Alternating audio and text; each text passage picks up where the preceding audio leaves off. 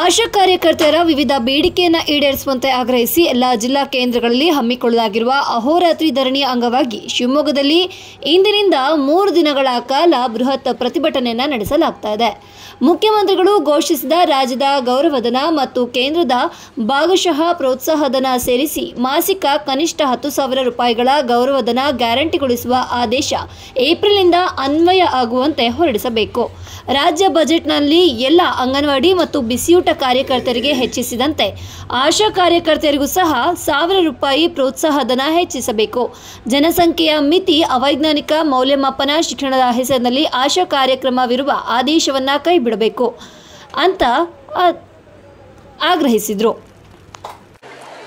ಕರ್ನಾಟಕ ರಾಜ್ಯ ಸಂಯುಕ್ತ ಆಶಾ ಕಾರ್ಯಕರ್ತೆಯರ ಸಂಘ AIUTUC ಇವತ್ತು ನಾವು ಕರ್ನಾಟಕಾದ್ಯಂತ ಎಲ್ಲ ಜಿಲ್ಲೆಗಳಲ್ಲೂ ಕೂಡ ನಾವು ಪ್ರತಿಭಟನೆಯನ್ನು ಹಮ್ಮಿಕೊಂಡಿದ್ದೀವಿ.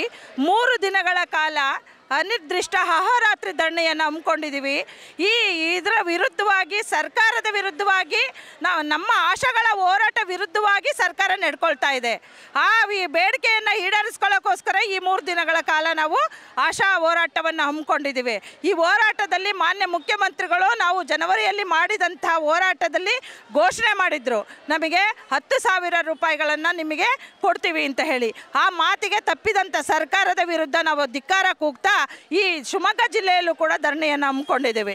ಏನಂದರೆ ನಾವು ಆಶಾ ಕಾರ್ಯಕರ್ತೆಯರು ಹಳ್ಳಿ ಭಾಗಗಳಲ್ಲಿ ಜನರಿಗೆ ಆರೋಗ್ಯ ಸೇವೆಗಳನ್ನು ಕೊಡೋ ನಿಟ್ಟಿನಲ್ಲಿ ಮತ್ತು ತಾಯಿ ಮರಣ ಶಿಶು ಮರಣ ತಪ್ಪಿಸೋ ನಿಟ್ಟಿನಲ್ಲಿ ನಾವು ಕೆಲಸ ಮಾಡ್ತಾ ಬಂದಿದ್ದೀವಿ. ಹಲವಾರು ಸಾಂಕ್ರಾಮಿಕ ರೋಗಗಳ ಮಧ್ಯೆಯೂ ಕೂಡ ನಾವು ಹೋರಾಡ್ತಾನೆ ನಮ್ಮ ಆರೋಗ್ಯವನ್ನು ಬದಿಗಿಟ್ಟು ಕರೋನಾ ಅಂತ ಸಾಂಕ್ರಾಮಿಕ ರೋಗಗಳ ಮಧ್ಯೆಯೂ ಕೂಡ ನಾವು ಕೆಲಸ ಮಾಡಿ ದುಡಿತಾ ಬಂದಿದ್ದರೂ ಕೂಡ ಸರ್ಕಾರ ನಿರ್ಲಕ್ಷ್ಯ ಮಾಡ್ತಾ ಇದೆ. ನಾವು ಮೊನ್ನೆ ಅವರು ಘೋಷಣೆ ಮಾಡಿದ ಹಾಗೆ ಬಜೆಟ್ನಲ್ಲಿ ಏಪ್ರಿಲಿಂದ ನಮಗೆ 10,000ವನ್ನು ಕೊಡ್ತೀವಿ ಅಂತ ಹೇಳಿ ಮಾತಿಗೆ ತಪ್ಪಿದ್ದಾರೆ. ಅದರಂತೆ ಆಶಾ ಅಂಗನವಾಡಿಗಳಿಗೂ ಕೂಡ 1,000ವನ್ನು ಘೋಷಣೆ ಮಾಡಿದ್ರು. ಅದರಲ್ಲೂ ಆಶಾದವ್ರಿಗೂ ಕೊಡ್ತೇನೆ ಅಂತ ಹೇಳಿ ಭರವಸೆಯನ್ನು ಕೊಟ್ಟಿದ್ರು. ಅದು ಕೂಡ ಹುಸಿಯಾಗಿದೆ. ಮತ್ತು ಏನು ಕಾರ್ಯಕರ್ತೆಯರನ್ನು ಜನಸಂಖ್ಯೆಯನ್ನು ಹೆಚ್ಚಿಸಿ ಅವರು ಮೌಲ್ಯಮಾಪನ ಮಾಡೋ ರೀತಿಯಲ್ಲಿ ಆಶಾಗಳನ್ನು ದುಡಿಯುವಂಥ ಹಳ್ಳಿಯಿಂದ ಕಿಲೋಮೀಟ್ರ್ಗಟ್ಟಲೆ ಹೋಗಿ ಆಶಾಗಳು ದುಡಿತಾ ಇದ್ದಾರೆ, ಸೇವೆಯನ್ನು ಕೊಡ್ತಾ ಇದ್ದಾರೆ. ಅವರ ನಿಮಿತ್ತನೂ ಕೂಡ ಸರ್ಕಾರ ನಿರ್ಲಕ್ಷ್ಯ ಮಾಡ್ತಾ ಇದೆ. ಹಾಗೆ ಹಿಂದೆ ಆಶಾ ಕಾರ್ಯಕರ್ತೆಯರನ್ನು 10 ಜನ 20 ಜನಕ್ಕೆ ಒಂದು ಆಶಾ ಕಾರ್ಯಕರ್ತೆಯರನ್ನು ಸೇವೆಗೆ ತಗೊಂಡಿತ್ತು. ಅವರನ್ನ ಯಾವುದೇ ಮುಲಾಜಿಲ್ದಲೇ ಸರ್ಕಾರದಿಂದ ಕೆಲಸದಿಂದ ತೆಗೆದಾಕಿದೆ. ಇದನ್ನು ಕೂಡ ನಾವು ಇಲ್ಲಿ ವಿರೋಧಿಸ್ತಾ ಇದ್ದೀವಿ.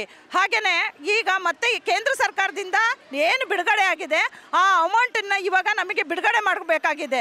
ಏನು ಪ್ರೋತ್ಸಾಹಧನ ಗೌರವಧನ ಸೇರಿಸಿ 10,000 ಕೊಡ್ತೀನಿ ಅಂತ ಹೇಳಿದಿರಿ, ಆ ಮಾತುಗಳನ್ನು ಮಾನ್ಯ ಮುಖ್ಯಮಂತ್ರಿಗಳು ಉಳಿಸ್ಕೋಬೇಕು.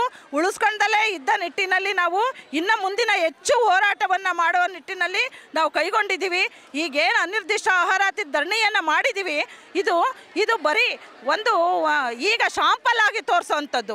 ಇನ್ನು ಮುಂದಿನ ಹೋರಾಟ ವಿಧಾನಸೌಧಕ್ಕೆ ಮುತ್ತಿಗೆ ಹಾಕುವಂಥದ್ದು ಇರಬಹುದು, ಮತ್ತು ನಾವು ಪಾದಯಾತ್ರೆಗಳನ್ನು ಮಾಡುವಂಥದ್ದು ಇರಬಹುದು, ಮತ್ತು ಇನ್ನು ಆರೋಗ್ಯ ಸೇವೆಗಳಲ್ಲಿ ಮತ್ತು ಸರ್ಕಾರದ ಇಲಾಖೆಗಳಲ್ಲಿ ಆಗ್ತಾ ಇರ್ತಕ್ಕಂಥ ಆನ್ಲೈನು ಮತ್ತು ಯಾವುದೇ ಪೋರ್ಟಲ್ಗಳಲ್ಲಿ ಎಂಟ್ರಿ ಆಗದಲ್ಲೇ ಬರ್ತಾ ಇರ್ತಕ್ಕಂಥದ್ದು ಎಷ್ಟೋ ಪ್ರೋತ್ಸಾಹಧನ ಗೌರವಧನಗಳು ನಿಂತಿದೆ.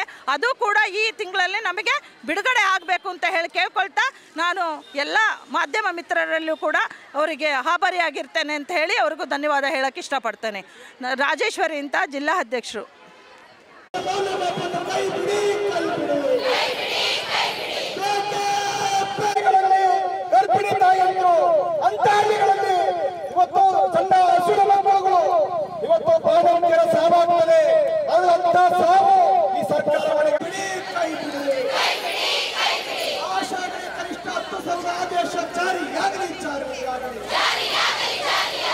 ಮಾನ್ಯ ಮುಖ್ಯಮಂತ್ರಿ ತಾವು ನುಡಿದಂತೆ ನಡೆಯಿರಿ ನಡೆಯಿರಿ, ಮಾತುಕತೆಯಿಲ್ಲ ನಿಲ್ಲೋದಿಲ್ಲ.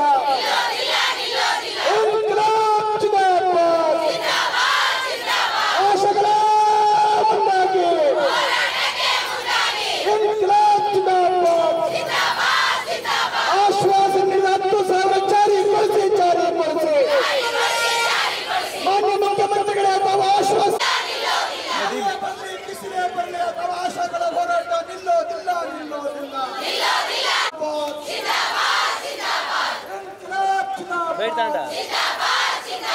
ಮುಖ್ಯಮಂತ್ರಿಗಳು ತಾವು ನುಡಿದಂತೆ ನಡೆಯಿರಿ.